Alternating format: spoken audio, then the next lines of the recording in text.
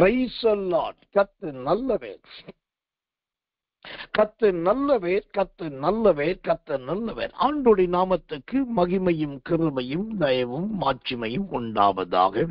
இந்த மாதத்திலே நாம் இரவுக்கு இரவு ஜெபத்திலே தினந்தோறும் வேதாகமத்தில் காணப்படுகிற ஒவ்வொரு விதமான எண்ணெயை குறித்து நாம் பார்த்து வருகிறோம்.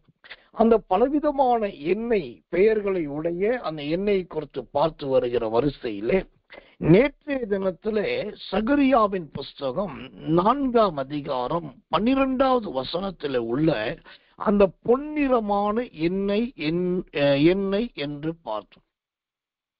அதிலே நேற்றைக்கு நான் சொன்னேன் பொன்னிறமான எண்ணெய். அந்த பொன்னிறம் என்றால் என்ன என்கிற அந்த நிறத்தை குறித்து மாத்திரம் நேற்றைக்கு அதிகமாய் பார்ப்பதற்கு கர்த்தர் உதவியும் கிருபையும் செய்தார். அதன் பின்பு சொன்னேன், கர்த்தர் அனுமதித்தால், தேவனுடைய வருகை தாமதித்தால் இந்த பொன்னிறமான எண்ணெயை குறித்த மற்றொரு செய்தியை நாளைக்கு கேட்கலாம் என்று சொல்லியிருந்தேன். அதன்படி இன்றைக்கு அந்த பொன்னிறமான எண்ணெயின் வேறொரு சத்திய உபதேசத்தை நாம் 2ஆம் பகுதியை அறிந்து கொள்ள போகிறோம். அதற்காக நான் வாசிக்க வேண்டிய தலையங்க வாக்கியமாவது சகரியாவின் புஸ்தகம் 4ஆம் அதிகாரம் 12வது வசனம். வாசிக்கிறேன், கவனிங்க. மறுபடியும் நான் அவரை நோக்கி 2 பொற்குழாய்களின் வழியாய் தொங்கி பொன்னிறமான எண்ணெயை தங்களிலிருந்து இறங்க பண்ணுகிறவைகளாகிய ஒலிவ மரங்களின் 2 கிளைகள் என்னவென்று கேட்டேன். நாம் இந்த சகரியா 4ஆம் அதிகாரம் 12வது வசனத்தை வாசிக்கும் போது அங்கு பொன்னிறமான எண்ணெய் என்று பார்க்கிறோம். இந்த பொன்னிறம் என்பது நேற்றைய தினத்துல பார்த்தோம். முதலாவது அது பொன் பொடி என்று பார்த்தோம். 2வதாக அது பசும் பொன்னின் நிறம் என்று பார்த்தோம். 3வதாக பொன்மயமான காந்தி நிறைந்த நிறம் என்று பார்த்தோம். 4வதாக அது தங்கமயமான நிறத்தை உடையது, அதுதான் பொன் நிறம் என்று பார்த்தோம். 5வதாக இந்த 4 ரூபங்களும் இந்த 4 நிறங்களும் சேர்ந்து குஷ்டரோகம் போன்ற கொடிய நோய்களை சுகமாக்கக்கூடியது என்று பார்த்தோம். அந்த வரிசையில இந்த பொன்னிறமான எண்ணெயை குறித்து இன்னும் ஒரு சத்தியத்தை இன்றைக்கு கற்றுக்கொள்ளலாம். முதலாவதாக இந்த சகரியா 4ஆம் அதிகாரம் 12வது வசனம் சொல்வது, இந்த பொன்னிறமான எண்ணெய் எங்கிருந்து வருகிறது என்று சொன்னால் 2 பொற்குழாய்களின் வழியாக வருகிறது என்று பார்க்கிறோம். 2 பொற்குழாய்களின் வழியாக. அப்படியானால் இந்த பொற்குழாய் என்பது எதை குறிக்கிறதா இருக்கிறது? இந்த பொற்குழாய்க்கும் தேவ பிள்ளைகளாகிய நமக்கும் என்ன சம்பந்தம்? சகரியாவின் புஸ்தகம் 4ஆம் அதிகாரம் 2வது வசனம். சகரியா 4:2 பார்த்தால், நீ காண்கிறது என்னவென்று கேட்டார். அதற்கு நான், இதோ முழுதும் பொன்னினால் செய்யப்பட்ட குத்து விளக்கை காண்கிறேன். அதன் உச்சியில் ஒரு கிண்ணமும் அதன் மேல் அதன் 7 அகல்களும் அதன் உச்சியில் இருக்கிற அகல்களுக்கு போகிற 7 குழாய்களும் இருக்கிறது. ஆம், இந்த சகரியா 4:12 சொல்லப்பட்டிருக்கிறதே ஒரு சுத்திரம், அந்த பொற்குழாய். இந்த பொற்குழாய் என்பது எதை குறிக்கிறது? 2ஆம் வசனம் சொல்லுது, அது பொன்னினால் செய்யப்பட்டது என்று சொல்லி. பொற்குழாய் என்பது பொன்னினால் செய்யப்பட்டதான ஒரு பொருளாய் இருக்கிறது. அப்படியானால் எனக்கன்பான தெய்வ பிள்ளைகளே, இந்த பொன்னினால் செய்யப்பட்டதான இந்த குழாய் கர்த்தர் நல்லவே, கர்த்தர் நல்லவே சொல்கிறோம். நம்முடைய வாழ்க்கையிலே எதை காண்பிக்கிறதா இருக்கிறது? நம்முடைய வாழ்க்கையில எதை விளங்க பண்ணக்கூடியதா இருக்கிறது? இந்த பொன்னினால் செய்யப்பட்ட இந்த குழாய், அதாவது பொற்குழாய் என்பது எதற்கு இணையாக ஆவியானவரால் வேதத்திலே விவரிக்கப்பட்டிருக்கிறது. வேதத்திலிருந்து ஒரு வசனத்தை வாசிக்கிறேன், ஜெபத்தோடு கவனிங்கள். தேவனுடைய நாமத்துக்கு மகிமையும் கிருபையும் தயவும் மாட்சிமையும் வல்லமையும் உண்டாவதாக. யாத்திரையாகமத்தின் புஸ்தகம் கர்த்தர் நல்லவே 25ஆம் அதிகாரம் 18வது வசனம், யாத்திரையாகமம் 25:18. பொன்னினால் 2 கேருபீன்களை செய்வாயாக, பொன்னை தகடாய் அடித்து அவைகளை செய்து கிருபாசனத்தின் 2 ஓரங்களிலும் வைப்பாயாக.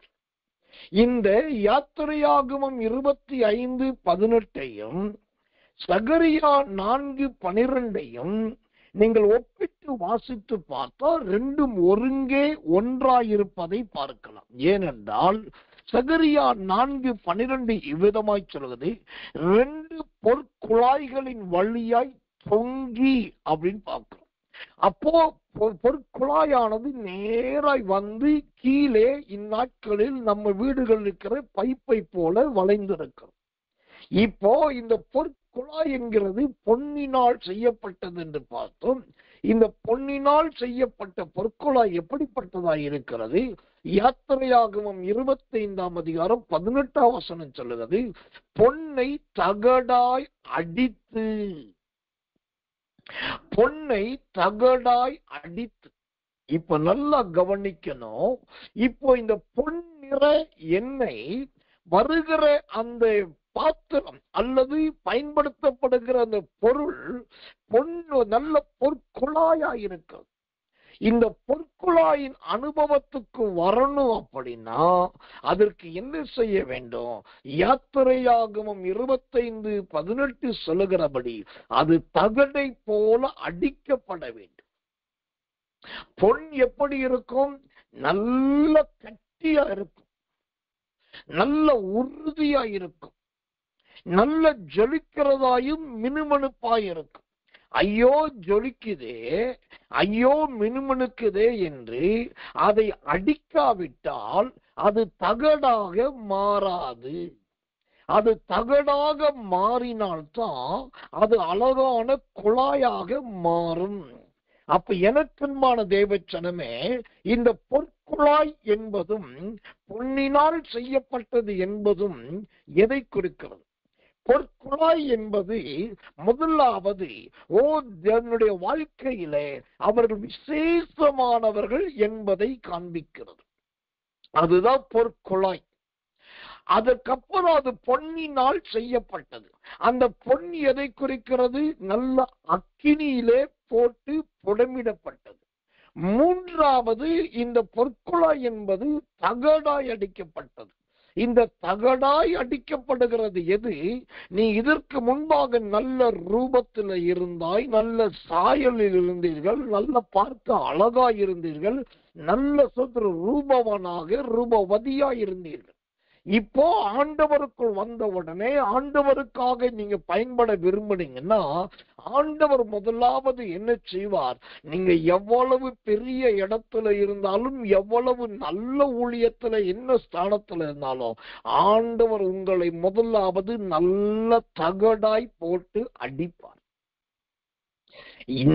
தேவனுக்காக ஒரு தேவ பிள்ளை பயன்பட வேண்டும் என்று சொன்னால் அவர்கள் தகடாய் போவதற்கு தன்னை ஒப்பு கொடுக்க கூடியவர்களாய் இருக்க வேண்டும். கர்த்தர் நல்லவர், கர்த்தர் நல்லவர், கர்த்தர் நல்லவர். இந்த தகடாய் அடிக்கப்பட்ட போதுதான் யாத்திரையாகமம் 37:7 சொல்லுகிறது, தகடாய் அடிக்கப்பட்ட பொன்னினால் 2 கேருபீன்களை உண்டாக்கி கிருபாசனத்தின் 2 ஓரங்களிலே வைப்பாயாக. இப்ப கவனிக்கணும், இந்த பொன்னிறமான எண்ணெய் வரக்கூடிய குழாயா நீங்க மாறணும். இந்த குழாய் என்பது எதைக்குது? பொன்னிற பொற்குழாய். இந்த பொற்குழாய் என்பது முதலாவது என்ன என்பதை தெரிந்து கொள்ளுங்க. பொற்குழாய் என்பதை உங்களோட வாயை குறிக்கிறது, 2 உதட்டை காண்பிக்கிறது. ஒரு பிரித்தெடுக்கப்பட்ட தேவ பிள்ளையுடைய ஜீவியம், ஆண்டவனுக்காக ஒப்பு கொடுக்கப்பட்டவருடைய வாழ்க்கையில இருக்கிற அவருடைய வாய் அல்லது உதடு எப்படி இருக்கணும்? நல்ல பொற்குழாய் போல இருக்கணும். அந்த வாயிலிருந்து வரக்கூடிய எண்ணெய் நல்ல பொன்னிறமான எண்ணெயா வந்தது போல நம்முடைய வார்த்தை மற்றவங்களுடைய காயத்தை ஆற்றக்கூடிய வார்த்தையா இருக்கணும். 1. 2வது, இந்த பொன்னிற எண்ணெய் எப்படி எங்க இருந்து வருதுன்னா பொற்குழாயின் வழியா வருது. இந்த பொற்குழாய் என்பது எது? பொன். பொன் என்பது எது? விலையேறப்பட்டது.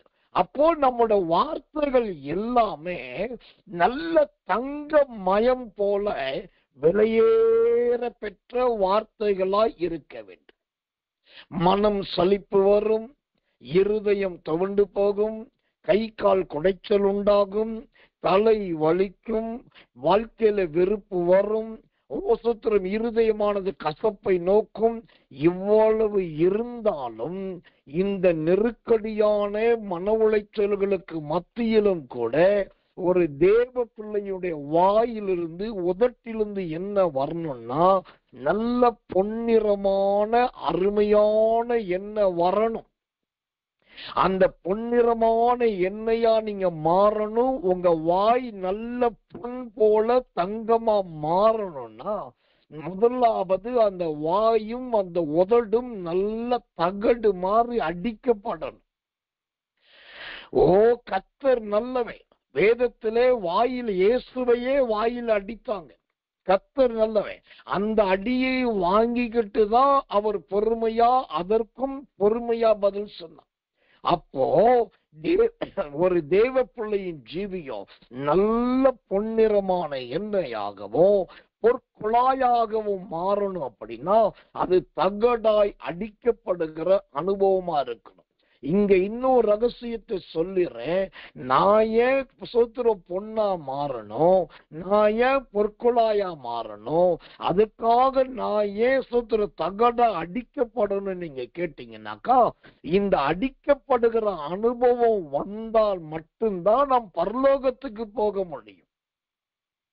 வேதம் தெளிவாய் சொல்லுகிறது, அவரோடு கூட பாடுபட்டால் அவரோடு கூட ஆளுகையும் செய்யலாம். இப்போ சரி, நீங்க பொற்குழாயா மாறணும்னு பாக்குறீங்க, பொன்னிற எண்ணெயா மாறணும்னு பாக்குறீங்க, அதனால அடிக்கப்பட ஆரம்பிக்கிறீங்க. இல்லாட்டி அடிக்கப்பட ஒப்பு கொடுக்குறீங்க. ஆண்டவருக்கா பாடுபடுறேன், ஆண்டவருக்கா கஷ்டப்படுறேன், ஆண்டவருக்கா வேதனைப்படுறேன், ஆண்டவருக்கா துன்பத்தை சகிக்கிறேன், ஆண்டவருக்கா பசியா இருக்கிறேன், ஆண்டவருக்கா பட்னியா இருக்கிறேன், ஆண்டவருக்கா நிர்வாணியா இருக்கிறேன், ஆண்டவருக்காக பணியில் அலையிறேன், ஆண்டவருக்காக வனாந்திரத்துக்கு போகிறேன், ஆண்டவருக்காக மலைக்கு போகிறேன், ஆண்டவருக்காக தனிமையை அனுபவிக்கிறேன், ஆண்டவருக்காக எல்லாத்தையும் விட்டு, ஆண்டவருக்காக எல்லாத்தையும் திறந்து, ஆண்டவருக்காக ஜீவனையே கொடுக்கிறேன் என்று சொல்லி எல்லாத்தையும் நீங்க ஆண்டவருக்கா செய்கிறேன் என்று சொன்னாலும் உடனே பரலோகத்துக்கு போயிட முடியாது. அந்த பரலோகத்துக்கு அந்த சூத்திரம் அடிக்கப்பட்ட அடியினால் பரலோகத்துக்கு போகணும்னா அதற்கு முன்பாக அந்த பரலோகத்தின் சாயலை நீங்க பூமியில அனுபவிக்கணும். அந்த பூமியில அந்த சாயலை அனுபவிச்சாதான் அங்க பரலோகத்துல போய் எப்படி இருக்க முடியும் தெரியும். சரி, இப்போ பரலோகத்துக்கு போறதுக்கு அந்த சாயலை பூமியில் அடிக்கப்படணும். பூமியிலே அந்த சாயலை அனுபவிக்கணும்னா எப்படி அனுபவிக்கிறது? யாத்திரையாகமம் 25ஆம் அதிகாரம் 18வது வசனம். யாத்திரையாகமம் 25:18. பொன்னினால் 2 கேருபீன்களை செய்வாயாக, பொன்னை தகடாய் அடித்து அவைகளை செய்து கிருபாசனத்தின் 2 ஓரங்களில் வைப்பாயாக. அல்லேலூயா. பரலோக ராஜ்யத்திலே நாம் போய் சேரணும் அப்படின்னாக்கா அங்க அடையணும். அதனுடைய சாயலை பூமியில அனுபவிக்கணும். அந்த சாயல பூமியில அடையிறதுனா எப்படி, அனுபவிக்கிறதா எப்படி? இங்கு நல்ல தகடாய் அடிக்கப்பட்ட அந்த பொன் அங்கு கேருபீன்கள் செய்யப்பட்டு அந்த கேருபீன்கள் கொண்டு போய் எங்க வைக்க? கிருபாசனத்தின் 2 ஓரங்களில் வைக்கப்படுகிறது. இந்த கிருபாசனம் என்பது எது தெரியுமா? அதுதான் தேவன் வந்து இறங்குகிற இடம், கர்த்தர் அசைவாடுகிற இடம். ஓ ஆசாரியன், பிரதான ஆசாரியர்களோடு கர்த்தர் பேசுகிற உலாவுகிற இடம். அந்த இடத்துக்கு பேர் மகா பரிசுத்த ஸ்தலம் என்று அர்த்தம். தேவனுக்கு மகிமை உண்டாவது. அப்போ நீங்க பொன்னிறமான எண்ணெயா மாறணும், நல்ல பொற்குழாயா மாறணும், கர்த்தர் நல்லவர். அந்த பொற்குழாயா மாறி ஓசத்துல உங்க வாயின் வார்த்தை எல்லாம் கர்த்தருக்கு ஏற்றதா உண்மையுள்ளதா மாறணும் அப்படின்னா முதலாவது நல்ல தகடாய் அடிக்கப்பட வேண்டும். அந்த தகடாய் அடிக்கப்பட்டவர்களை ஆண்டவர் வெறுமையா விற்ற மாட்டார். அந்த தகட்டிலே அழகான ஷேராபீன்களையும் கேருபீன்களையும் ஆண்டவர் செய்வார். அதை செஞ்சு அதை கொண்டு போய் கிருபாசன தண்டையில் வைப்பார். இந்த ஷேராபீன்கள் கேருபீன்கள் என்பது உடன்படிக்கை பெட்டிக்கு மேலாக ரெக்கைகளை விரித்து அதில் இருக்கிற மன்னாவையும் குளிர்த்த கோலையும் காத்து கொள்ளுகிற அனுபவம். மன்னா என்பது தேவனுடைய வார்த்தை, துளித்த கோல் என்பது கர்த்தர் கொடுக்கிற ரட்சிப்பின் அடையாளம். இதெல்லாம் காத்துக்கொள்ளுவதுதான் இந்த கேருபீன்கள். அப்போ இந்த கேருபீனையே கொண்டு போய் ஆண்டவர் எங்க வைக்கிறார் பாருங்க, கிருபாசனத்தின் ஓரத்திலே. அதுதான் இங்க கவனிக்கணும்.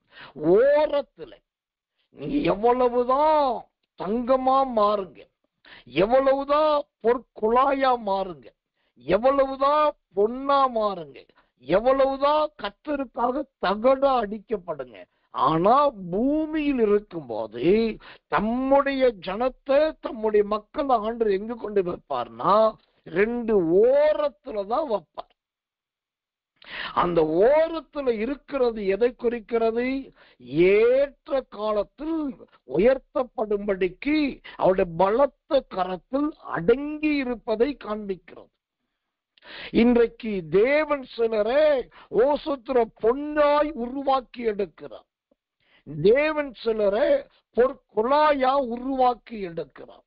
தேவன் சிலரை நல்ல தகடாய் உருவாக்கி எடுக்கிறார். இந்த பொன்னாகவும் பொற்குழாயாகவும் தகடாகவும் எடுத்து அவங்களுக்கு நல்ல ரூபத்தை கொடுக்கிறார். என்ன ரூபம் கொடுக்கிறார்? பாஸ்டர் என்கிற ரூபம், நல்ல எவாஞ்சலிஸ்ட் என்கிற ரூபம், என்னுடைய மகன் என்கிற ரூபம், என்னுடைய சியோன் குமாரத்தி என்கிற ரூபம், இவள் எனக்கு பிரியமானவன் என்கிற சாயல். இதெல்லாம் ஒவ்வொருத்தருக்கு ஒவ்வொரு ரூபத்தை, ஒரு மேனியை, ஒரு அழகான மேன்மையை கொடுக்கிறது. ஆனா இங்கதான் நம்ம ஜனங்க என்ன செய்யறாங்க? மகா பெரிய பாவம் செய்யறாங்க. என்ன மகா பெரிய பாவம்? ஆண்டவர் அவருடைய அக்கிரமங்களை கழுவி அவர்களை எடுத்து சியோன் குமாரத்தின் வச்ச உடனே, இல்லாட்டி பாஸ்டர், எவாஞ்சலிஸ்ட், ரெவரண்ட், பிஷப் அப்படி இப்படின்னு வச்ச உடனே, இல்லாட்டி நல்ல தேவ மனுஷன் பாக்கியமான் நீதிமான் வச்ச உடனே இவங்க என்ன நினைக்கிறாங்க? நான் தான் கேருபீன், நான் தான் இந்த சபையை காப்பாற்றேன், நான் தான் இந்த ஊழியத்தை காப்பாற்றேன், நான் தான் இந்த ஐக்கியத்தை காப்பாற்றேன், நான் தான் இந்த குடும்பத்தை காப்பாற்றேன், நான் ரெக்கையை விரிச்சாதான் இங்க எல்லாம் மூடப்பட்டிருக்கும், இல்லாட்டி இந்த பிரசன்னமே இருக்காது, நான் இருக்கிற இடத்துல கேருபீன் இருக்கிற இடத்துக்கு தான் ஆண்டவரே வர்றாருன்னு சொல்லி நிறைய பேர் மேட்டிமைக்கும் பெருமைக்கும் இடம் கொடுத்து விடுகிறார்கள். அதனாலதான் வேதம் தெளிவாய் சொல்வது, கேருபீன்களை செய்து ரெண்டு ஓரங்களில் கொண்டு போய் வைப்பாயாக. என் ஊழிய வாழ்க்கையில நான் பார்த்து கற்றுக்கொண்டதும் தேவனிடத்திலிருந்து கற்றுக்கொண்டதும் என்னன்னா, எந்த அளவுக்கு தேவனால் பயன்படுத்தப்படுகிற மனுஷனும் மனுஷியும் தன்னை வெளிப்படுத்தாத அளவுக்கு மறைந்தே இருக்கிறார்களோ, ஓரத்திலும் ஒண்டியிலும் அந்த பக்கத்திலும் இந்த பக்கத்திலும் தன்னை மறைத்தே இருக்கிறார்களோ, அவர்கள் தேவனோடு நெருங்கி நடக்கிறவர்களாய் இருக்கிறார்கள், தேவனோடு சஞ்சரிக்கிறவர்களாய் இருக்கிறார்கள். அவங்க பக்கத்துல கிருபாசனை இருக்குது, அவங்க பக்கத்துல கேருபீன்கள் இருக்குது, அவங்க பக்கத்துல மகா பரிசுத்த ஸ்தலம் இருக்குது, அவங்க பக்கத்துல கர்த்தரே வந்து அசைவாடுகிறார். இது எவ்வளவு பெரிய பாக்கியம்! ஆனா இது தெரியாமத்தான் இன்னைக்கு நிறைய பேரு பெயருக்காகவும் பிரஸ்தாபத்துக்காகவும் பல முயற்சி எடுக்கிறார்கள். இன்னைக்கு இந்த அருமையான கிருபையுள்ள சத்திய வேத பாடத்தை கேட்கிற உங்களுக்கு சொல்றேன், உங்களுக்கு நல்ல பணமோ செல்வமோ ஆஸ்தியோ அந்தஸ்தோ எது இருந்தாலும் அவைகள் எல்லாவற்றையும் ஓரம் வைத்து விட்டு தேவனுடைய சமூகத்திலே கர்த்தருக்காக ஓரமாய் இருக்க பாருங்கள். அந்த ஓரமா இருக்கிற மனிதர்களை, ஓரமா இருக்கிற மனுஷிகளை ஆண்டவராகிய தேவன் குறித்த நேரம் வரும்போது தமக்கென்று எடுக்க வல்லவராயிருக்கிறார். கர்த்தர் நல்லவே, கர்த்தர் நல்லவே, கர்த்தர் நல்லவே. அப்ப எனக்கன்பான தெய்வ பிள்ளைகளே, ஆண்டோடைய நாமத்துக்கு மகிமையும் கிருபையும் தயவும் உண்டாவதாக. அந்த ஓரங்களில் இருக்கிற அனுபவம் எதை குறிக்கிறதா இருக்கிறது? ஓரங்களில் இருக்கிற அனுபவம் எதை காண்பிக்கிறதா இருக்கிறது? வேதத்திலிருந்து ஒரு வசனத்தை உங்களுக்காக வாசிக்கிறேன். சோதரம் கவனிங்கள். எரேமியா தீர்க்க தரிசனத்தின் புஸ்தகம் 48ஆம் அதிகாரம் 28வது வசனம். எரேமியா 48:28. மோவாப் தேசத்தின் குடிகளே, நீங்கள் பட்டணங்களை விட்டு போய் கன்மலையில் தங்கி குகையின் வாய் ஓரங்களில் கூடு கட்டுகிற புறாவுக்கு ஒப்பாயிருங்கள். குகையின் வாய் ஓரங்களில் கூடு கட்டுகிற புறாவுக்கு ஒப்பாயிருங்கள். இந்த ஓரத்தில் இருக்கிற மனிதர்களை, ஓரத்தில் காணப்படுகிறவர்களை இந்த எரேமியா 48:28 படி ஆண்டவர் என்ன செய்கிறார்? நல்ல அழகான புறாவாய் மாற்றுகிறார். ஆனா ஆண்டவரால் புறாவாய் மாறுவதற்கு முன்பு இவர்கள் தன்னைத்தானே கழுகை போல பறக்க வைக்க விரும்புகிறார்கள். நான் கழுகு, அன்னைக்கு அடியில கடந்தேன், அன்னைக்கு கீழே கடந்தேன், இன்னைக்கு என்ன வைத்துட்டாரு, நான் இப்ப மேல இருக்கிறேன், எனக்கு ஒரு கணம் இருக்கிறது, எனக்கு பேர் பிரஸ்தாபம் இருக்கு, புகழ் இருக்குதுன்னு சொல்லி அவர்கள் தங்களை தாங்களே செட்டைகளை அடித்து கழுகை போல பறக்க விரும்புகிறார்கள். கழுகு என்பது பூமிக்குரிய ஆசீர்வாதத்தை குறிக்கிறது, புறா என்பது பரலோகத்துக்குரிய ஆசீர்வாதத்தை குறிக்கிறது. இதை நான் விளக்க வேண்டுமானால், சாத்தான் ஒரு நாள் சபையின் மேலே கழுகை போல பறந்து வருகிறான் என்று வேதம் இருக்கிறது. ஆனா அதே சமயத்துல யோவான் சுவிசேஷம் 2ஆம் அதிகாரத்துல எருசலேமின் தேவாலயத்தை சாட்டை எடுத்து எல்லாரும் அடிச்சு அடிச்சு அடிச்சு ஆண்டவர் துரத்தினார். ஆனா புறாவிக்கிறவர்களிடத்தில் வந்த போதோ அவைகளை எடுத்துக்கொண்டு போங்கள் என்று மரியாதையா சொன்னார். அப்போ கழுகு என்பது பூமிக்குரியது, ஆனா புறா என்பதோ பாவிக்குரியது, பரலோகத்துக்குரியது. நாம் பொன்னிற எண்ணெயாக, நல்ல பொற்குழாயாக, நல்ல பொன்னாக, நல்லது அடிக்கப்பட்ட தகடாக, அல்லது கேருபீனாக மாறினாலும், எந்த நிலைமையில வந்தாலும் அந்த தேவனுடைய கர்த்தருடைய ஆலயத்தின் கதவண்டையில் இருப்பதுதான் நமக்கு மெய்யான ஆசீர்வாதம். குகைகளில் ஓரங்களில் தன் கூட்டை கட்டுகிற புறாவுக்கு ஒப்பாயிருங்கள். இப்போ இந்த பொற்குழாய் சகரியா 4:12 பார்க்கிற அந்த பொற்குழாய் என்பது இத்தனை வழிகளை அடைகிறது, இத்தனை மாற்றங்களை பெறுகிறது. எல்லாம் மாறி மாறி மாறி மாறி மாறி வந்ததுக்கு அப்புறம் தான் அது உயிருள்ள புறாவாய் மாறுகிறது. அல்லேலூயா. நீங்க நல்ல குழாயா மாறணும். சூத்திரம் நல்ல தகடா மாறணும், நல்ல பொன்னா மாறணும், அப்புறம் தகடா மாறணும், தகடா மாறி கேருபீனா மாறணும், கேருபீனா மாறி கிருபாசனத்தண்ட போகணும், கிருபாசனத்தண்ட போனாக்கா எப்படிப்பட்ட நபர்களும் புறாவை போல மாறிவிட முடியும். அல்லேலூயா. ஒரு சாதாரண பொற்குழாய், ஒரு பொன்னிற எண்ணெய், அதற்குள் எவ்வளவு சத்தியம் இருக்கிறது, எவ்வளவு வேதத்தின் மகத்துவம் இருக்கிறது. இந்த சாயலை நாம் அடைந்திருக்கிறோமா? இந்த வழியாய் நாம் கடந்து வந்திருக்கிறோமா? வாழ்நாள் முழுவதுமே நம்முடைய பிரச்சனை, நம்முடைய போராட்டம், நம்முடைய சோதனை, நம்முடைய கஷ்டம், நம்முடைய தரித்திரியம், நம்முடைய இல்லாம ஆகாதது இதையே சொல்லி கொண்டிருக்கிறோமே ஒழிய, என்றைக்குதான் நாம் பொன்னிறமான எண்ணெயாய் மாறப்போகிறோம்? நம்முடைய குடும்பத்தை, நம்முடைய வீட்டை என்னைக்குதான் பொற்குழாயா மாத்த போறோம்? எப்போதான் பிள்ளைகளை நல்ல பொன்னாய் மாற்ற போகிறோம்? என்னைக்குதான் கர்த்தருக்காக பாடுபடுகிற தகடாய் மாறப்போகிறோம்? என்னைக்குதான் சீக்கிரத்துல தேவனுக்காக பலிபீடத்தில் இருக்கிற நல்ல கேருபை நாம் மாற போறோம், என்னைக்குதான் கிருபாசனத்தை நெருங்க போகிறோம் என்பதை யோசிங்க. நீங்க கிருபாசனத்தண்டையில் நெருங்கி விட்டால் ஆண்டவர் உங்களை அழகான புறாவாய் மாற்றிவிடும். புறா என்பது எதை குறிக்கிறது? அது கர்த்தர் பலவிதமான அடையாளங்களை குறிக்கிறது. ஆனா அந்த புறாவை குறித்து பிரதான காரியம் சொல்லணும் அப்படின்னா, கர்த்தர் நல்லவே. ஆரம்பத்தில் புறா என்பது முதல் நற்செய்தியாய் வந்தது. ஆனால் அதே புறா பரிசுத்த வேதாகமத்திலே கடைசியாக தேவனுடைய ஆலயத்துக்குள் அடைக்கலம் புகுந்ததை காண்பிக்கிறது. ஆரம்பத்திலே நற்செய்தி என்பது நோவாவின் காலத்திலே தண்ணீர் வற்றினதா என்பதை பார்க்க புறாவை அனுப்பினார். அது போய் ஒரு ஒலிவ இலையை கொத்தி கொண்டு வந்தது. இதுதான் வேதாகமத்திலே புறாவின் முதல் சுதந்திரம் நுழைவு. ஆனா இந்த புறாவின் கடைசி நுழைவு எங்க இருக்கிறது? யோவான் சுவிசேஷம் 2ஆம் அதிகாரம் 16வது வசனம், 14வது வசனத்திலையும் 16வது வசனத்திலையும் இங்க பாத்தீங்கன்னா புறா தேவனுடைய ஆலயத்துல போய் அது எருசலேமில் இருக்கிற ஆலயத்துல அடைக்கலம் புகுந்து விட்டது. அப்போ இந்த நோவா காலத்து புறா போல நாம் நற்செய்தி சொல்லுகிறவர்களா ஊழியம் செய்கிறவர்களா என்னதான் இருந்தாலும் இந்த யோவான் 2ஆம் அதிகாரத்தில் இருக்கிற புறாவை போல தேவனுடைய கரத்திலே போய் அடங்க தெரியணும், தேவனுடைய சமூகத்திலே போய் இருக்க தெரியணும், தேவனுடைய ஆலயத்திலே வாசம் பண்ண தெரியும். அதுதான் இங்க நல்ல ஒரு முதிர்ச்சி.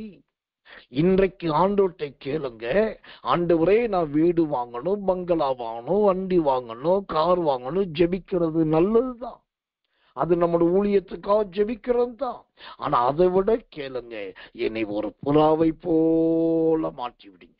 உலகத்துக்கு நான் பொற்குழாய், உலகத்துக்கு நான் பொன்னினால் செய்யப்பட்ட ஒரு பொருள்.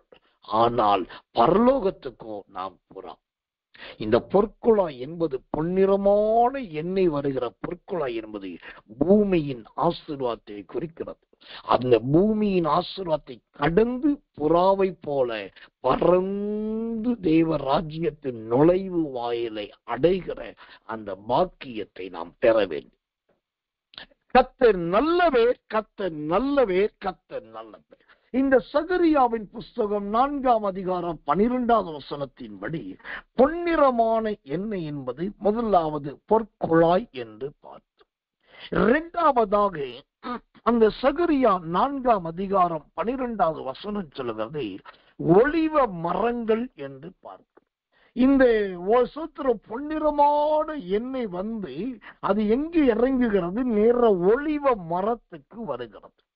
இந்த ஒலிவ மரங்கள் என்பது எதை காண்பிக்கிறதா இருக்கிறது?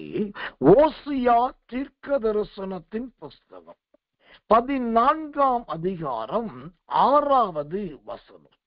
ஓசியா 14:6 வாசிக்கிறேன், ஜெபத்தோடு கவனிங்க. அவன் கிளைகள் ஓங்கி படரும், அவன் அலங்காரம் ஒலிவ மரத்தினுடைய அலங்காரத்தை போலவும் அவருடைய வாசனை லீபனோனுடைய வாசனையை போலவும் இருக்கும். ஆமென். இப்போ இந்த பொன்னிறமான எண்ணெய் வருகிற வழி முதலாவது பொற்குழாய், இரண்டாவது அது போவது கர்த்தர் நல்ல ஒலிவ மரங்கள். இந்த ஒலிவ மரங்கள் என்பது எதை குறிக்கிறது? ஓசியா 14:6 சொல்லுகிறபடி அவன் அலங்காரம் ஒலிவ மரத்தினுடைய அலங்காரத்தை போல. இப்போ கர்த்தருடைய நாமத்துக்கு மகிமை உண்டாவதாக இந்த ஒலிவ மரம் என்பது எதை குறிக்கிறது? நல்ல அலங்காரத்தை குறிக்கிறது. ஆண்டவருடைய நாமத்துக்கு மகிமையும் கிருபையும் தயவும் உண்டாவதாக நல்ல தேவனால் கொடுக்கப்படுகிற அருமையான ஒரு அலங்காரம். தேவனுக்கு கிருபையும் மகிமையும் தயவும் உண்டாவதாக அந்த தேவனால் கொடுக்கப்படுகிற அருமையான அந்த அலங்காரம் என்பது எது? நீதிமொழிகளின் புஸ்தகம் 20ஆம் அதிகாரம் 29வது வசனம், நீதிமொழிகள் 20:29 சொல்லுகிறது, வாலிபரின் அலங்காரம் அவர்கள் பராக்கிரமம். வாலிபரின் அலங்காரம் அவர்களின் பராக்கிரமம். சரி, இப்போ ஒலிவ மரம் என்றால் அலங்காரம் என்று பார்த்தோம். அந்த அலங்காரம் என்றால் வாலிப பெண் பிள்ளைகளுடைய பலனை குறிக்கிறதாக நாம் இங்கு நீதிமொழிகள் 20:29 பார்க்கிறோம். இப்போ இந்த வாலிபருடைய பலன் எப்படிப்பட்டதா இருக்கிறது? உபாகமத்தின் புஸ்தகம் 33ஆம் அதிகாரம் 17வது வசனத்தை வாசித்து பார்த்தால், உபாகமம் 33:17 வாசிக்கிறேன், ஜெபத்தோடு கவனியுங்கள். தேவனுடைய நாமத்துக்கு மகிமையும் கிருபையும் தயவும் உண்டாவதாக. அவன் அலங்காரம் அவன் தலையீற்று காளையினுடைய அலங்காரத்தை போலவும், அவன் கொம்புகள் காண்டாமிருகத்தின் கொம்பை போலவும் இருக்கும். அவைகளாலே ஜனங்களை ஏகமாய் தேசத்தின் கடையாந்தரங்கள் மட்டும் முட்டி துரத்துவான். அவைகள் எப்ராயிமின் 10,000ங்களும் மனாசையின் 1000ங்களும் ஆனவைகள். அல்லேலூயா. எனக்கன்பான தேவச்சனமே, ஒலிவ மரங்கள் என்பது நல்ல அலங்காரத்தை குறிக்கிறது. அந்த அலங்காரம் என்பது கர்த்தருடைய நாமத்துக்கு மகிமையும் கிருபையும் தயவும் உண்டாவதாக. அது வாலிபருடைய பலத்தை குறிக்கிறது. அப்ப அந்த வாலிபரின் பலம் என்பது எதை காண்பிக்கிறது? அதைத்தான் இந்த உபாகம் 33:17 பார்த்தீங்கன்னாக்கா, யோசேப்பை குறித்து ஆண்டோடைய வசனம் சொல்லுது. யோசேப்பை கேட்டாக்கா, யோசேப்பு எப்படி இருப்பானோ, நிறைய பேர் என்ன சொல்றாங்க, சிவந்த மேனியா இருந்தான், நல்ல அழகா இருந்தான், எல்லோ வாலிபனா இருந்தான், நல்ல பல மொழி பேசுகிறவனா இருந்தான், நல்ல சொப்பனம் காண்கிறவனா இருந்தான், நல்ல தரிசனம் காண்கிறவனா இருந்தான். இப்படிதான் எல்லாரும் அவனை குறித்து வர்ணிக்கிறார்கள். இதுதான் யோசேப்புடைய அலங்காரம் என்று சொல்லுகிறார்கள். ஆனால் இந்த நான் சொன்னது இதெல்லாம், நீங்க சொல்லுகிற இந்த அலங்காரம் எல்லாமே யோசேப்பின் புறம்பான அலங்காரம், அவனுடைய வெளி அலங்காரங்கள் அது எல்லாம். ஆனா அந்த யோசேப்புக்குள் இருக்கிற உள்ளான மனுஷன் என்கிற அந்த ஒரு உள்ளான அலங்காரம் இருந்தது. அந்த உள்ளான அலங்காரம் எப்படி இருந்துச்சுன்னா, சகரியா 4:12 சொல்லப்பட்ட ஒலிவ மரங்களை போல இருந்தது. அந்த ஒலிவ மரங்கள் என்றால் வாலிபருடைய பலனை குறிக்கிறது. அந்த வாலிபருடைய பலன் தான் அவருடைய அலங்காரம். அப்போ இந்த யோசேப்பு வாலிபனா இருக்கும் போது அவனுக்குள் காணப்பட்ட உள்ளான அலங்காரம் என்னவென்றால், உபாகமம் 33:17 சொல்வது, அவன் அலங்காரம் அவன் தலையிற்று காளையினுடைய அலங்காரத்தை போலும். அந்த தலையீற்று யோசேப்பு கடைசி குமாரனா பிறந்தாலும் அவனுக்குள் ஆண்டவர் வைத்த அபிஷேகமோ தலையீற்று என்கிறதான சுதந்திரவாளியின் அபிஷேகத்தை கர்த்தர் வைத்திருந்தார். அடுத்தது காளையினுடைய அலங்காரம். காளைனாக்கா, இன்னைக்கு சில வயல்ல ஏறு விழுகிறாங்க காளமாட்டை வச்சு. இன்னைக்கு இருக்கிற காளமாடு வேறு, அன்றைக்கு இருக்கிற காளமாடு வேறு. அதிலே கர்த்தர் நல்லவர். சில குறிப்பிட்ட காளமாட்டை பார்த்தீங்கன்னா நல்ல ஜகஜாண்டியா வளர்ந்து 6 முதல் 8 அடி உயரத்துக்கு பயங்கரமா இருக்கும். அதனுடைய கொம்புகளை பார்த்தா வளைவு நெளிவு என்பது இருக்கவே இருக்காது. அது நல்ல உயரமா நீளமா இருக்கும். ஏற்கனவே மாடு ஒட்டகச்சிவிங்கிக்கு சமானமா உயரமா இருக்குது. அடுத்தது அதோட கொம்பு பார்த்தீங்கன்னா நல்ல சாம்பல் நிறத்துல நீளமா இருக்கும், வளைவு நெளிவு இருக்காது. மூணாவது, இந்த காளமாட்டை பார்த்தீங்கன்னா நல்ல திமில் இருக்கும். திமில்ல என்னது? கழுத்துக்கும் முதுகுக்கும் நடுவில் இருக்கிறதான ஒரு சதுரம், அந்த அருமையான தோல் பகுதி. நல்ல அருமையான திமில் இருக்கும். அந்த திமில பார்த்தாலே இந்த காளை மாடு எவ்வளவு எந்த மாடு என்பதையும் அது எவ்வளவு பலன் உள்ளது என்பதையும் நன்றாய் பார்த்து விடலாம். நாலாவது பார்த்தீங்கன்னா, இந்த காளை மாட்டுடைய கால்கள் நாலுமே நல்ல உயரமான கால்களாக இருக்கும். மற்ற ஜெர்சி மாட்டுடைய கால்கள், மற்ற நாட்டு மாட்டுடைய கால்கள், வயல்வெளியின் மாட்டுடைய கால்கள், ஏர் உழுகிறதான காளைகளுடைய கால்களை விட இந்த காளையினுடைய கால்கள் நல்ல உயரமா இருக்கும். ஏன்னா மான் கால்களை போல ஒரு உயர கால்களை இந்த காளை மாட்டுக்கு ஆண்டவர் கொடுத்திருப்பார். இது எல்லாவற்றையும் இது நான்காவது. ஐந்தாவதாக ஒரு காளை மாடு எப்படி இருக்கும்னாக்கா, கர்த்தர் நல்லவன், அதோடைய முகம் எப்போதுமே நேரா இருக்கும். சில மாட்டுக்கு பாத்தீங்கன்னா வலது பக்கம் கண்ணம் இடது பக்கம் கண்ணம் நல்லா வீங்கி இருக்கும், வாயை போட்டு அசைச்சுக்கிட்டே இருக்கும். அதுல மூக்குல ஒரு கருப்பு நிறம் இருக்கும், கழுத்துல ஒரு நிறம் இருக்கும். அது பார்க்கிறதுக்கு ஒரு சாதாரண மாடு போல இருக்கும். ஆனா இந்த காளை என்பது எப்படி இருக்கும்னாக்கா, அந்த முகமே நல்ல உச்சம் தலையில ஆரம்பித்து வாய் வரைக்கும் பார்த்தீங்கன்னா ஒரு கூர்மையானதா இருக்கு. தேவனுக்கு மகிமை உண்டதாக இந்த நல்ல நேர்த்தியான காளை மாட்டுடைய வாய் மற்ற மாட்டுடைய வாய்களை விட சிறியதா இருக்கும். தேவனுக்கு மகிமை. அத்தோடு முடிந்து விடல, இன்னும் நான் சொல்லிக்கொண்டே போகலாம். அதோட உறுப்புகள் அவயவங்களை சொல்லலாம். கடைசியா இந்த நல்ல தேறின காளை மாட்டுடைய உண்மையான அஸ்திபாரம் என்னன்னா, அந்த மாட்டுக்கே இருக்கிற ஒரு விதமான அழகு. அல்லேலூயா. அது தூரத்திலிருந்து பார்த்தாலும் கண்ணுக்கு வசீகரமா இருக்கும், சமீபத்துல வந்தாலும் தொட்டு பார்க்கணும் போல இருக்கும். ஓ மனசு சொல்லும் தொட்டு பாருன்னு, இருதயம் சொல்லும் தொட்டா உதவும் சொல்லும். இப்ப மனசு சொல்றத கேட்கிறதா, இருதயம் சொல்றத கேட்கிறதா? இந்த ரெண்டுக்கு இடையில இன்னொன்னு சொல்லும் பாருங்க. மனசு சொல்லும் தொட்டு பாரு, இருதயம் சொல்லும் தொட்டா உதவுன்னு. ஆனா இது ரெண்டையும் மிஞ்சிக்கிட்டு இன்னொன்னு என்ன நடக்குன்னா, இந்த கை நம்மளை அறியாமலேயே இந்த மாட்டு பக்கத்துல போகும். கர்த்தர் நல்லவன். ஏன்னா கொஞ்சம் மூக்கையாவது தொட்டு பார்த்துடலாமா, வாயாவது தொட்டு பார்த்துடலாமா, இல்லைன்னா வயிற்றையாவது தொட்டு பார்த்துடலாமா? இவ்வளவு பார்க்கறதுக்கு இவ்வளவு ஜெகஜாண்டியா இருக்குது, இவ்வளவு அழகா இருக்குது, ஊசி கொம்பா இருக்குது, வாய் இவ்வளவு நீளமா இருக்குது, ஓ முகம் நேரா இருக்குது, இவ்வளவு உயரமான கால்கள் இருக்குது, இவ்வளவு நல்ல பலமா ரொம்ப குண்டா இல்லாம நல்ல ஸ்லிம் பாடியா இருக்குது. இது பார்க்கறதுக்கு மாடு இல்ல, குதிரை போல இருக்குது. ஒருவேளை குதிரையோ என்று நினைக்கக்கூடிய அளவுக்கு அது தொட்டு பார்க்க கைகள் விளையும். இதுதாங்க காளை.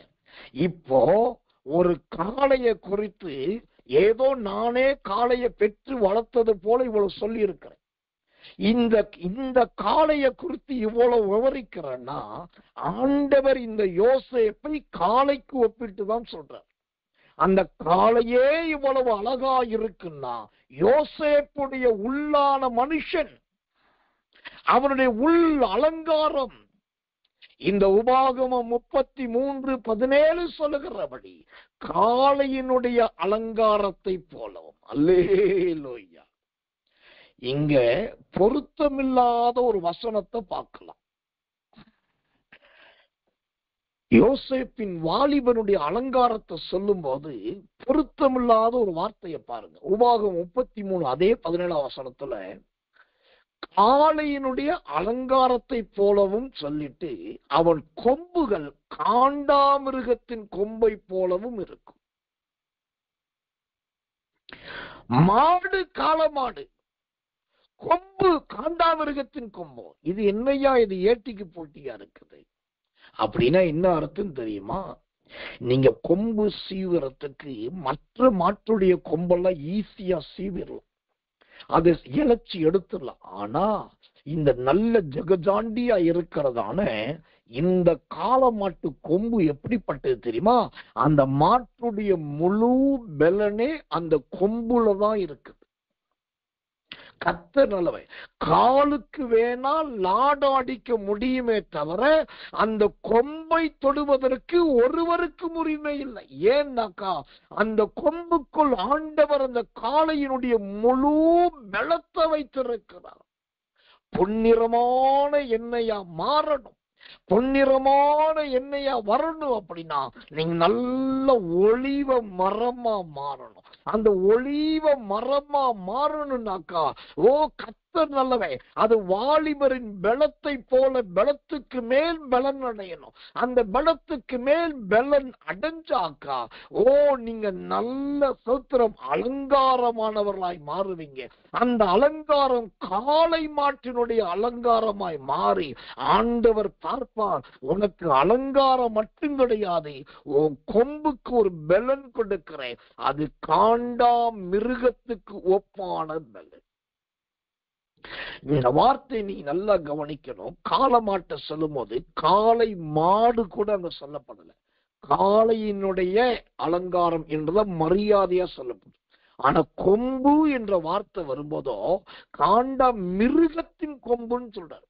அப்போ சோத்திரம் அந்த மிருகத்தை கொண்டு வந்து அந்த காளைக்கு கொம்புல திணிக்கிறார். நீங்க தூரத்துல பார்க்கறதுக்கு கால சாதுவா இருக்கும், அமைதலா இருக்கும், அழகா இருக்கும். ஆனால் அதன் பக்கத்துல போய் வம்பு தும்பு பண்ணினாக்கா அது காண்டாமிருகத்தின் கொம்பை போல கிரியை செய்ய ஆரம்பிச்சிடும். ஒரு தேவ பிள்ளையின் ஜீவியோ இப்படிதான் இருக்கணும். வெளியில பார்க்கறதுக்கு தேவ பிள்ளை எப்போதும் ஒரு சாது, அவங்க முகம் ஒரு பால் முகம், அவங்க உடுத்துற உடை ஒரு சாதாரண உடை. ஆனால் தேவனால் பயன்படுத்தப்படுகிற ஒரு தேவ மனுஷனே, தேவனால் பயன்படுத்தப்படுகிற ஒரு மனுஷிய நீங்க பக்கத்துல போனீங்கன்னாக்கா அங்க காண்டா மிருகத்துடைய பலன்தான் உங்களை பதம் பார்க்கும். அதை நீங்க மறந்துடக்கூடாது. தேவனுக்கு மகிமை கிருபை உண்டாவது. கடந்த நாட்கள்ல பிள்ளைகள்கிட்ட பேசிட்டு இருந்தேன். அப்போ மருமகள் ஒரு தரிசனம் பார்த்ததாக சொன்னாங்க. என்னன்னா ஒரு இருண்ட இடம், அந்த பயங்கரமான இருண்ட இடம், அந்த இருண்ட இடத்துக்குள்ள பயங்கர புகை மூட்டை வந்துட்டு இருக்கு. புகை மூட்டை வந்து புகைச்சல் வந்து புகையா இருக்குது. அந்த இருண்ட இடத்துல அந்த புகைச்சலுக்குள்ள கொஞ்சம் பேர் உட்கார்ந்துருக்காங்க. அவங்க யாருன்னா இந்த தேவ மனிதர்களுக்கும் தேவனுடைய ஊழியர்களுக்கும் தேவ பிள்ளைகளை விரோதமாய் எழுந்தவர்கள், முறுமுறுத்தவர்கள், பற்களித்தவர்கள். இப்போ அவங்களை ஆண்டவர் கொண்டு போய் இருளுக்குள்ள புகைக்குள்ள வச்சு, இப்ப அவங்க என்னன்னாக்கா நரகத்துக்கும் போகலையா, அக்கினியில் தூக்கி போடப்படலையா, ஆனா இந்த புகைச்சலுக்குள்ள இருந்துட்டு மகா துக்கத்தோடும் வேதனையோடும் சஞ்சலத்தோடும் காணப்படுகிறார்கள். இதைத்தான் நான் சொல்றேன். உங்க கண்ணுக்கு பார்க்க சில தேவ மனிதர்கள், சில தேவ மனுஷிகள், கர்த்தருடைய பிள்ளைகள் பார்க்கறதுக்கு காளமாடு மாதிரி வளர்ந்திருக்கான் பார் நீங்க சொல்லலாம். அவன் காலப்பார் ஒட்டகச்சிவிங்கி மாதிரி இருக்குன்னு நீங்க சொல்லலாம். அவன் கொம்பு நம்ம பெருசா கொம்ப நீட்டிட்டு இருக்கான்னு நீங்க சொல்லலாம். நீங்க என்னமும் சொல்லலாம். ஆனா நல்லா தெரிந்து கொள்ளணும், தேவ மனிதர்களை, தேவ ஜனங்களை நாம் நெருங்கும் போது அந்த கொம்புக்கு உள்ளே ஆண்டவர் ஒரு மிருகத்தை வச்சிருக்கணும். மிருகத்தை காளை மாட்டை சொல்லும் போது மாடு கூட சொல்லல, காளை தான் சொன்னார். ஆனா கொம்ப சொல்லும் போது மிருகம் என்று சொல்லுகிறார். அப்ப எந்த அளவுக்கு நாம் தேவ ஜனங்களிடத்தில், தேவ மனிதர்களிடத்தில், தேவ பிள்ளைகளிடத்தில் ஜாக்கிரதையாக இருக்க வேண்டும். இதுதாங்க அந்த சதுரம் ஒளிவ மரத்தின் அலங்காரம். இன்னும் நான் சொல்லிக்கிட்டே போகலாம். அந்த காண்டாமிருகத்தின் கொம்புகளை போலவும் இருக்கும். அவைகளாலே ஜனங்களை ஏகமாய் தேசத்தின் கடையாந்தரங்களை மட்டும் முட்டி துரத்துவார். எப்ராயிமின் 10,000 மனாசையின் 1000 என்றார். இப்போ தேவனுக்கு மகிமையும் கிருபையும் தயவும் உண்டாவதாக. எனக்கன்பான தேவ பிள்ளைகளே, இந்த பொன்னிறமான எண்ணெய் வருகிறது, நேர எங்க போகுது? ஒளிவ மரங்களுக்கு போகுது. அந்த ஒளிவ மரத்துக்கு போன உடனே அந்த ஒளிவ மரம் அலங்காரமாய் மாறுகிறது. அந்த அலங்காரம் வாலிபர்களுடைய பலனாய் மாறுகிறது. வாலிபருடைய பலன் என்பது காளையினுடைய அலங்காரமாகவும் காண்டாமிருகத்தின் பலனாக மாறுகிறது. கர்த்தருடைய ஊழியக்காரனாகிய நான் என் இருதயம் திறந்து சொல்றேன், இன்னைக்கு வந்திருக்கிற எனக்கு மிகவும் பிரியமான தெய்வ பிள்ளைகளாகிய உங்களை இப்படிதான் ஒலிவ மரங்களாய் கர்த்தர் மாற்ற விரும்புகிறார். நீங்க மாற வேண்டும் என்று கர்த்தர் சொல்லுகிறார். பொன்னிறமான எண்ணெயில் குடித்து குடித்து குடித்து குடித்து அந்த எண்ணெயை பருகி அப்படி நீங்க வளர்ந்தீங்கன்னா ஒலிவ மரமா வளருவீங்க. அந்த ஒலிவ மரமா இருக்கிற உங்களை ஆண்டவர் வயதானவர்களாய் இருந்தாலுமே உங்களை நல்ல இளம் வாலிபனை போல கர்த்தர் மாற்ற போகிறார். வாலிபருடைய அலங்காரத்தை உங்களுக்குள் கர்த்தர் கொடுப்பார். வாலிப ஸ்திரீகளுக்குரிய அலங்காரத்தை உங்களுக்கு கொடுப்பார். உங்களை நல்ல மன்னிக்கணும், உங்களை நல்ல காளையினுடைய அலங்காரமா மற்றவர்கள் பார்த்து பிரமிக்க, மற்றவர்கள் உங்களை தொட்டு பார்க்கணும் போல, மற்றவங்க உங்க மேல கை போட்டு பார்க்கணும் போல, குறைஞ்சபட்ச ஒரு கை கொடுத்து குலுக்கியாவது பார்க்கணும்னு மற்றவர்கள் விரும்பக்கூடிய அளவுக்கு உங்களை ஆண்டவர் காளையின் அலங்காரமாய் மாற்ற விரும்புகிறார். அதே சமயத்தில் இந்த செய்தியை கேட்கிற உங்களுக்குள் இந்த ராத்திரியில் அந்த காளையின் கொம்புக்குள் வைக்கிற ஒரு மிருகத்தின் வல்லமை, காண்ட மிருகத்தின் வல்லமை, அந்த மிருகத்தின் பலனை கொடுக்கிறபடினா நீங்கள் முட்டி கடையாந்தரம் மட்டும் கொண்டு போகக்கூடிய பலனை கொடுப்பார். ஒரு பொன்னிறமான எண்ணெய் என்னெல்லாம் பண்ணது பாருங்க, எவ்வளவு கிரியைகளை நடப்பிக்கிறது பாருங்க. கர்த்தருடைய நாமத்துக்கு மகிமையும் தயவும் உண்டாவதாம். அடுத்ததாக கடைசியாய் இந்த பொன்னிறமான எண்ணெய் முதலாவதாக அது பொற்குழாய் வழியாய் வந்தது. இரண்டாவது ஒலிவ மரங்களை நல்ல தலைக்க வைத்தது. மூன்றாவது இந்த பொன்னிறமான எண்ணெய் என்ன செய்தது? அந்த சகரியா 4:12 சொல்லுகிறது, பொன்னிறமான எண்ணெயை தங்கள் இறங்க பண்ணுகிற ஒலிவ மரங்களின் 2 கிளைகள். அல்லேலூயா, 2 கிளைகள். இப்ப இந்த ஒலிவ சொல்றோம் பொன்னிறமான என்ன அடுத்து என்ன பண்ணிருச்சு பாருங்க. அந்த ஒலிவ மரத்துல 2 கிளைய முளைக்க வைக்கும். அல்லேலூயா. ஒரு எண்ணெய்க்கு கிளையை முளைக்க வைக்கக்கூடிய ஒரு கிருபையை ஆண்டவர் கொடுத்திருக்கிறார். சோத்திரம். இந்த எண்ணெய் என்பது என்றால் என்ன? எண்ணெய் என்பது எதை குறிக்கிறது? அது நிறைய ஓமையும் உபமானத்தையும் உங்களுக்கு நான் சொல்ல முடியும். ஆனால் இந்த எண்ணெய் என்பது அது நல்ல தேவனுடைய அபிஷேகத்தை காண்பிக்கிறதா இருக்கிறது. கர்த்தருடைய நாமத்துக்கு மகிமையும் கிருபையும் தயவும் உண்டாவதா.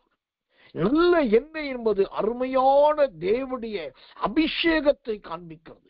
கர்த்தர் நல்ல எனக்கன்பான தேவ பிள்ளைகளே, இந்த எண்ணெய் என்பது அந்த அபிஷேகத்தை உங்களுக்கு கொடுக்கும் போது அந்த அபிஷேகத்தை கொண்டு நீங்க எல்லா காரியத்தையும் செய்து முடிக்க முடியும். எல்லா வேலைகளை செய்து முடிக்க முடியும். கர்த்தர் நல்லவன். அப்ப நல்ல ஆவில நிரம்புங்க, நல்ல அந்நிய பாஷை பேசுங்க, பரிசுத்த ஆவிக்கு உட்படுங்க. இப்போ 2 கிளைகள். இந்த 2 கிளைகள் என்பது எதை குறிக்கிறது? எசேக்கியேல் தீர்க்கதரிசனத்தின் புஸ்தகம் 31 அதிகாரம் 5வது வசனம். எசேக்கியேல் 31:5 வாசிக்கிறேன். ஆகையால் வெளியின் சகல விருட்சங்களிலும் அது மிகவும் உயர்ந்தது. அது துளிர் விடுகையில் திரளான தண்ணீரினால் அதன் கிளைகள் பெருகி அதன் கொப்புகள் நீளமாயின. அல்லேலூயா. இங்கு இந்த சகரியா 4:12 2 கிளைகளை பார்க்கிறோம். அந்த 2 கிளைகள் எதை குறிக்கிறதுனா, எசேக்கியேல் 31:5 சொல்லுகிறது, ஒன்று நல்ல பெருகின கிளை, மற்றொன்று நல்ல நீளமான கிளை. நல்ல பெருகின கிளைனா என்ன அர்த்தம்? நல்ல தடித்தது, அதுல கொச்சமுத்தா கையாமையான்னு சொல்லி நல்ல இலை இருக்குது, அதுலயே கொஞ்சம் காய் இருக்குது, அதுலயே கொஞ்சம் பழம் இருக்குது. இப்படி பல விதத்துல அது நல்லா பெருகி போயிருக்கிறது. கர்த்தருடைய நாமத்துக்கு மகிமையும் கிருபையும் தயவும் உண்டாவதாக. அப்போ அந்த சொத்திரம் பொன்னிறமான எண்ணெய் வந்த உடனே அது 2 கிளைகளை அழகாய் முளைக்க செய்து அது நல்ல ஒரு பெருக்கத்தை அந்த ஒலிவ மரத்தின் கிளைகளுக்கு ஒலிவ மரத்துக்கு நல்ல பெருக்கத்தை கொடுக்கிறது. தேவனுடைய நாமத்துக்கு மகிமையும் கிருபையும் தயவும் உண்டாவதாக. எனக்கன்பான தேவ பிள்ளைகளே, இந்த கடைசி காலத்துல தேவனாகிய கர்த்தர் கர்த்தர் நல்லவே நல்ல பெருக்கத்தை தம்முடைய ஜனங்களுக்கு கொடுத்து ஆசீர்வதிக்கிறார். ஏனென்றால் இந்த 2 கிளையில முதல் கிளை பெருக்கத்தின் கிளை. இந்த பெருக்கத்தின் கிளை என்பது யாரை குறிக்கிறது? நீதிமொழிகள் புஸ்தகம் 29ஆம் அதிகாரம் 2வது வசனம். நீதிமொழிகள் 29:2. நீதிமான்கள் பெருகினால் ஜனங்கள் மகிழுவார்கள். அல்லேலூயா. இப்போ இந்த பொன்னிறமான எண்ணெய் வழிஞ்சி அது நல்ல ஒலிவ மரத்தை வளர வச்சு அந்த ஒலிவ மரத்துல 2 கிளைய முளைக்க வச்சு அந்த 2 கிளையில 1 பெருகின கிளையா மாறுது. அந்த பெருகின கிளைதான் என்னன்னா நீதிமொழிகள் 29:2 படி அது நீதிமான்களை குறிக்கிறது. அல்லேலூயா. நல்லா கவனிக்கணும். இந்த எண்ணெய் எப்படியா நீதிமான்களை உண்டாக்கும்னா அது எண்ணெயை சார்ந்து இருக்கிறது. சில எண்ணெய் கொட்டி போன எண்ணெயா இருக்கும், சில எண்ணெய் கெட்டி போன நுரைச்சி போன எண்ணெயா இருக்கும், சில எண்ணெய் பயன்படாத எண்ணெயா இருக்கும், சில எண்ணெய் நல்ல எண்ணெயா இருக்கும். அப்போ ஆனா நான் சொன்ன இந்த எண்ணெயில எந்த எண்ணெயுமே இல்லாம இங்க சகரியாவுல பாக்குறதோ பொன் நிறமான எண்ணெய். அது எப்படி தங்க பொடி போல மின்னுதோ அதை போல அது போகிற இடத்துல இருக்க எல்லாத்தையும் மின்ன பண்ணிட்டு இருக்கு. இப்ப ஒலிவ மரத்துக்கிட்ட வந்த உடனே அதுல ஒரு கிளைய நல்ல பெருக பண்ணி அந்த பெருக்கம் என்பதை நீதிமான்கள் பெருகுகிறார்கள். நீதிமான் என்றால் யார் தெரியுமா? வேதத்திலே நீதிமான் என்றால் யார் என்பதை சோத்திரம் நிறைய பேரை சொல்லுகிறார்கள். ஆனால் கர்த்தர் நல்லவர், கர்த்தர் நல்லவர். ஒரு கிருபையுள்ள நீதிமானை உங்களுக்கு நான் காண்பிக்கிறேன். அந்த நீதிமான் யார்? சோத்திரம் தேவனுடைய நாமத்துக்கு மகிமையும் கிருபையும் தயவும் உண்டாவதாக. புதிய ஏற்பாட்டிலே அருமையான ஒரு நீதிமானை உங்களுக்கு காண்பிக்க விரும்புகிறேன். கர்த்தருடைய நாமம் உயர்த்தப்படுவதாக. இப்படிப்பட்ட ஒரு நீதிமான் நம்முடைய நாட்களிலே நிச்சயமாய் காணப்பட வேண்டும், கட்டாயம் காணப்பட வேண்டும். கர்த்தருடைய அந்த நீதிமான் யார் என்று சொன்னா அவர்தான் இயேசு கிறிஸ்து. ஒரு நாள் நியாயாசனத்திலே அவர் நியாயம் கேட்டுக் கொண்டிருக்கிறார்கள். அப்போ கர்த்தர் நல்லவர். அந்த இடத்துல பிலாத்துவின் மனைவி ஒரு தகவல் சொல்லி அனுப்புகிறார். நீர் யாரை நியாயம் விசாரிக்கிறீர் என்பதில் கவனமாயிரும். அவர் ஒரு நீதிமான். அவர் நிமித்தம் நேற்று ராத்திரி சொப்பனத்தில் வெகுபாடு பட்டேன் என்று சொல்லி அவள் சொல்லி அனுப்புகிறார். எனக்கன்பான தெய்வ பிள்ளைகளே, அப்போ நீதிமான்களையே அருமையான ஒரு நீதிமான் என்று சொன்னா அவர் இயேசு கிறிஸ்து. அந்த நீதிமானுடைய வாழ்க்கை கர்த்தர் நல்லவே நம்முடைய வாழ்க்கையில இயேசு கிறிஸ்துவை போல காண்பிக்கணும். அவர்தான் பெருகின நீதிமான். நீதியில் பெருகினவர், நியாயத்தில் பெருகினவர், கிருபையில் பெருகினவர், சத்தியத்தில் பெருகினவர், வசனத்தில் பெருகினவர், எல்லாவற்றிலும் பெருகின அற்புதமான நீதிமான். கர்த்தர் நல்லவர், கர்த்தர் நல்லவர், கர்த்தர் நல்லவர். எனக்கன்பான தேவ பிள்ளைகளே, சோத்திரம் சோத்திரம் சோத்திரம். கர்த்தர் நல்லவர். வசிக்கிறேன் அந்த வசனத்தை. மத்தேயு சுவிசேஷத்தின் புஸ்தகம் 27ஆம் அதிகாரம் 19வது வசனம். மத்தேயு 27:19. அவன் நியாயாசனத்தில் உட்கார்ந்து இருக்கையில் அவனுடைய மனைவி அவனிடத்தில் ஆள் அனுப்பி, நீர் அந்த நீதிமானை ஒன்றும் செய்ய வேண்டாம், அவர் நிமித்தம் இன்றைக்கு சொப்பனத்தில் வெகுபாடு பட்டேன் என்று சொல்ல சொன்னாள். இப்போ ஒரு நியாயம் விசாரிக்கிற அதிபதியின் மனைவியின் வாயினாலே நீதிமான் என்று அழைக்கப்பட்டவர் இயேசு கிறிஸ்து. அதுதான் உண்மை. மனைவி சொன்னதை கேட்டுட்டு இப்ப பிலாத்துவும் சொல்றான் பாருங்க. மத்தேயு 27:24 ஜனங்களுக்கு முன்பாக கையை கழுவி, இந்த நீதிமானுடைய இரத்தப்பழிக்கு நான் குற்றமற்றவன். இயேசுவை பிலாத்துவின் மனைவி முதலாவது நீதிமான் என்கிறார். அதை கேட்டுட்டு பிலாத்துவும் இயேசுவை நீதிமான் என்கிறார். இப்ப இது எதை குறிக்கிறது? இந்த ஒலிவ மரத்துல மன்னிக்கணும், இந்த சுத்திர பொன்னிறமான எண்ணெய் 2 கிளைகளை முளைப்பிக்கிறது. அது ஒன்று பெருகின கிளை, அதுதான் ஈசா என்னும் அடிமர வேரிலிருந்து துளிர்த்து எழும்பின இந்த கிளை என்னப்பட்ட இயேசு கிறிஸ்து. அவர் எல்லாவற்றிலும் பெருகினவே. 2வது கர்த்தர் நல்லவன்.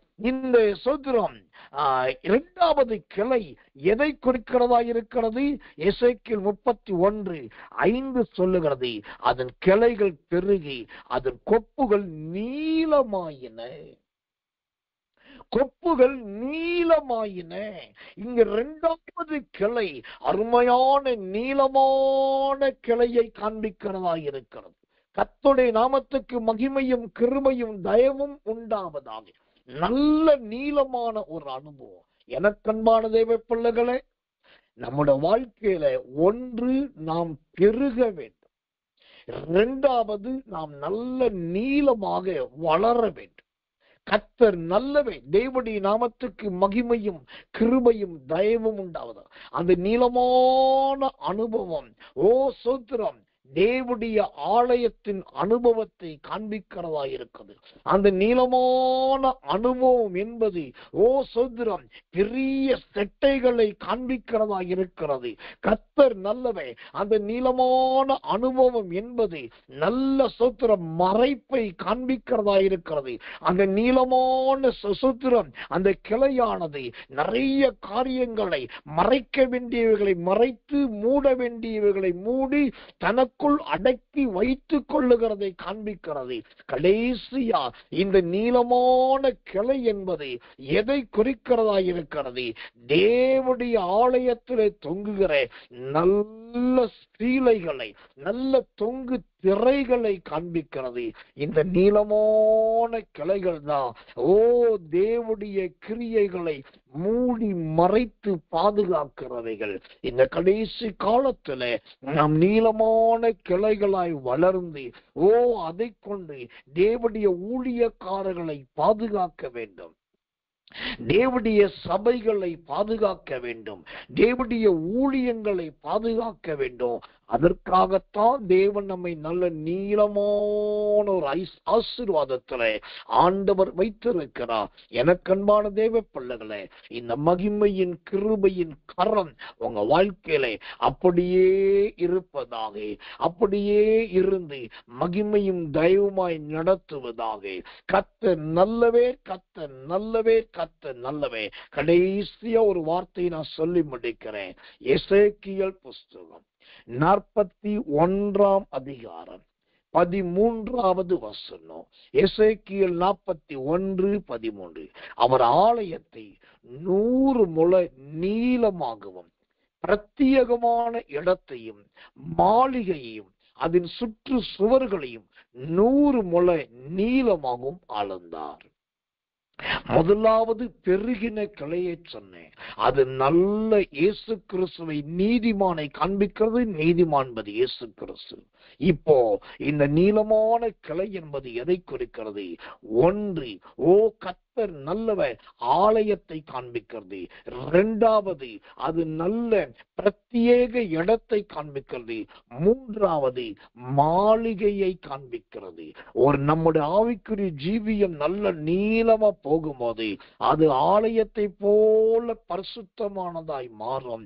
இன்னும் நீளமாய் போகும்போது இருக்கிற ஜனம், ஜாதி, குலம், கோத்திரத்துக்கு மத்தியிலே பிரத்யேகமான ஒரு இடம், அந்தஸ்து நமக்கு கிடைக்கும். நம்ம இன்னும் நீளமாய் வளரும் போது மாளிகை என்கிற பரலோக ராஜ்யம் கிடைக்கும். இந்த நீளமான கிளை பரலோகத்தை தொடுகிறதா இருக்கிறது. ஆலயமாய் மாறி, ஆலயத்திலிருந்து பிரத்யேக இடமாய் மாறி, பிரத்யேக இடமாய் இருந்து மாளிகைக்கு போது, ஆலயம் என்பது ஆண்டவருக்கு ஒப்பு கொடுக்கப்படுகிற அனுபவம். பிரத்யேக இடம் என்பது அதே ஆலயத்தில் கர்த்தருக்காக ஆசாரியனா, லேவியனா, ஊழியக்காரனா மாறுவது. அதே சொத்து நீளம் என்பது மாளிகை என்பது பரலோக ராஜ்யத்தை காண்பிக்கிறது. அப்படி ஆலயத்தில் ஒரு விசுவாசியா நுழைஞ்சி அதே ஆலயத்தில் தேவனுடைய ஊழியக்காரனா, ஊழியக்காரியா மாறி, மூன்றாவது அரண்மனை என்கிற, மாளிகை என்கிற ராஜ்யத்தை அடைய வேண்டும். அது வரைக்கும் நீங்கள் நீண்டு கொண்டே போக வேண்டும். கடைசியா சொல்லி முடிக்கிறேன். ஒரு பொன்னிறமான எண்ணெய், அந்த சின்ன ஒரு எண்ணெய்க்குள் எத்தனை விதமான சத்தியங்களை ஆண்டு வைத்திருக்கிறார். எவ்வளவு அழகான வேதத்தின் உபதேசங்களை வைத்திருக்கிறார். என்ன அழகான மறை பொருட்களை வைத்திருக்கிறார் பாருங்க. கடைசி நான் சொல்லணும்னா, இருகரம் கூப்பி மிகுந்த அன்போடு கேட்டுக்கொள்ளுகிறேன். பைபிள்ல படிக்கும் போது நீங்க ஸ்கூல் புக்கு படிக்கிற மாதிரி படிக்காதீங்க. இப்போ ஒரு வசனத்தை வச்சு இந்த 2 நாள்ல எவ்வளவு சத்தியத்தை சொல்ல முடியும்னா, நீங்க பைபிள்ல படிக்கும் போதும் இப்படி நிறுத்தி நிதானமா நல்லா கவனிச்சு அர்த்தம் பொருத்தத்தை புரிஞ்சு படிச்சு பாருங்க. உங்க ஜீவியத்தை பொன்னிறமான எண்ணெயா மாத்தி அது நல்ல